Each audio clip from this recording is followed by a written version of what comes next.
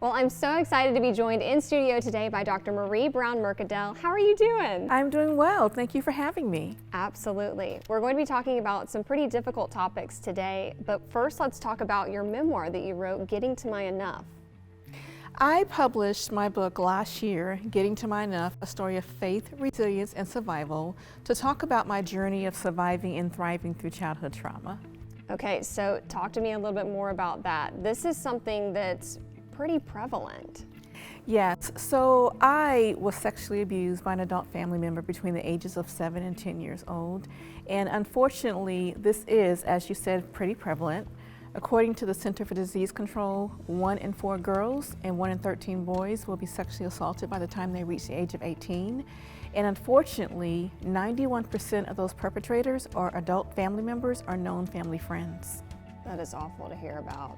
And you actually were able to take your childhood trauma and use it later in life for something good. How did you do that? So I was in the field of human services for 38 years. So I worked with children that were abused and neglected, adults that were abused and neglected. I wanted to help other vulnerable populations, and in some ways I was helping myself at the same time. And so I really wanted to find ways to provide supportive services and supports for people that had also gone through trauma.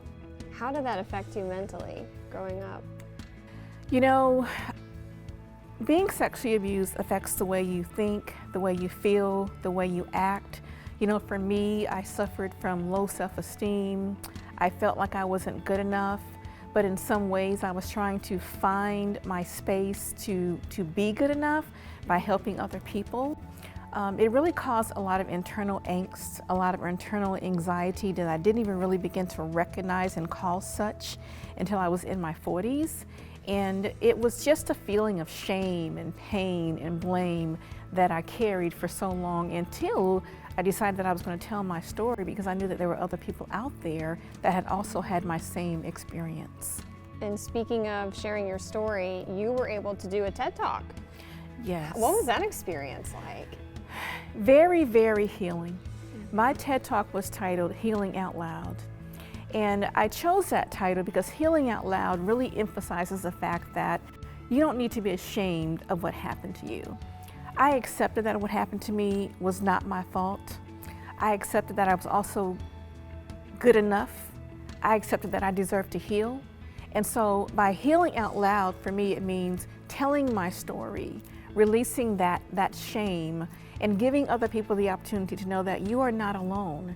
I know that there are other people, just based on the statistics and just based on my work, that experience the same thing that I did, but I want them to be able to have that conversation out loud so that they can start their own process of post-traumatic growth. You were truly paving the way for other victims to come forward and talk about their experiences and heal from that. Absolutely. You know, I think that my book and some other work that I'm doing in the community really gives people a forum to speak up. You know, have their breakthroughs and to say, wait a minute, this also happened to me. But we can learn how to break those multi-generational cycles of dysfunction that really keep us from having conversations that allow trauma to manifest generation after generation after generation. Well, tell people how they can find your book. Well, my book is available on Amazon, Barnes & Nobles, all the other major retailers, but people can also go to my website, which is www.mercadelconsultingsolutions.net, to not only find my book, but to also find a listing of resources and supports for individuals that might be seeking services, suicide prevention, information to mental health therapists that are available, because sometimes people are not ready to have the conversation out loud, but they can also find resources in which they can start to have the conversation so that they can heal as well.